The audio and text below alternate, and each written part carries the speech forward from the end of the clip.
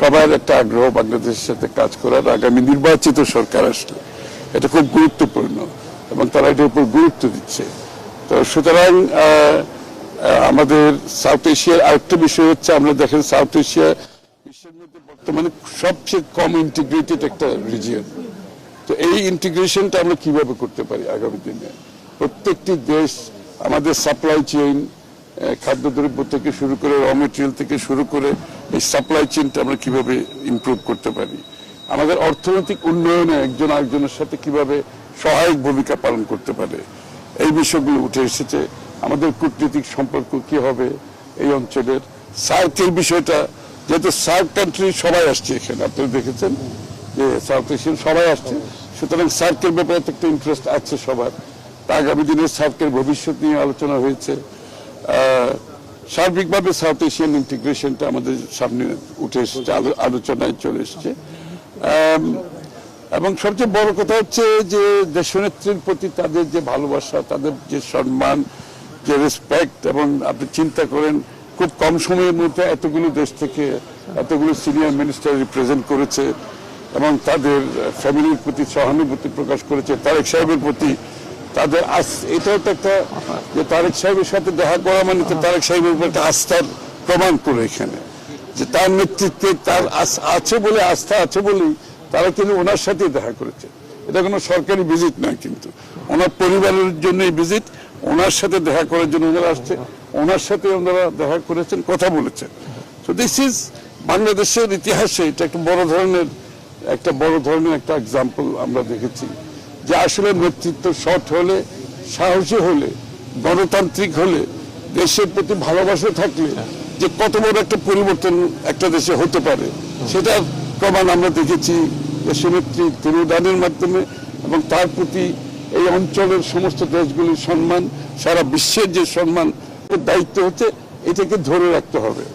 এবং তারেক রহমান সাহেবের নেতৃত্বে আমরা কিভাবে এটা ধরে রাখবো আগামী দিনে, এটা চ্যালেঞ্জ।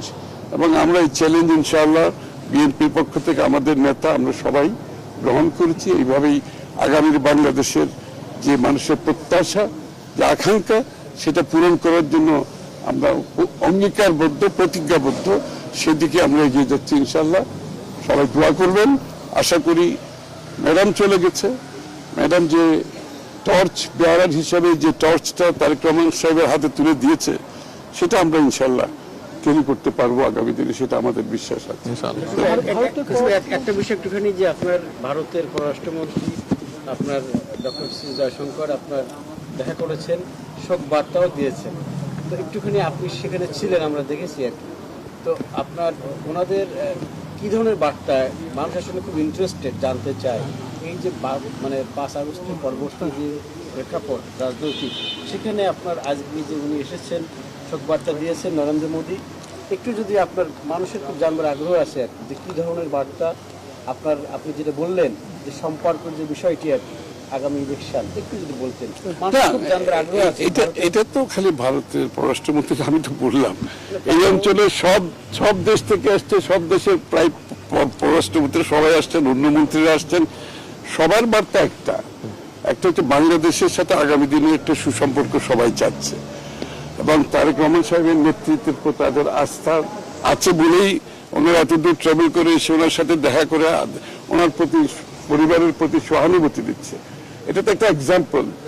দেশনেত্রী বেগম জিয়া, খালেদা জিয়া বাংলাদেশে কোনো ক্ষমতাই নাই, ওনার পরিবারের কেউ ক্ষমতায় নাই, বিএনপি ক্ষমতায় নাই। এরপরও সমস্ত দেশগুলো যে আস্থা রেখেছেন বিএনপির উপরে, ওনার তারেক রহমান সাহেবের নেতৃত্বে, ওনার পরিবারের প্রতি যে সম্মান দেখিয়েছেন, এটা তো বাংলাদেশের জন্য সম্মান। সুতরাং সেই সম্পর্ক শুধু ভারতের বেলায় না, সকলের বেলায় প্রযোজ্য, একরকম। আমরা তো আমাদের নিজস্ব বাংলাদেশের পররাষ্ট্র নীতিতে সকলের সাথে আমাদের সম্মানের সাথে সম্পর্কের কথা বলছি। প্রত্যেকটি দেশের পরস্পর স্বার্থ সংরক্ষণের মাধ্যমে সম্পর্কের কথা বলছি। সুতরাং এর বাইরে তো কোনো দেশের সাথে হবে না, সবার সাথে একইভাবে আমাদের আগামী দিনে পররাষ্ট্র নীতি পরিচালনা করব। সকলের জন্য এটা প্রযোজ্য।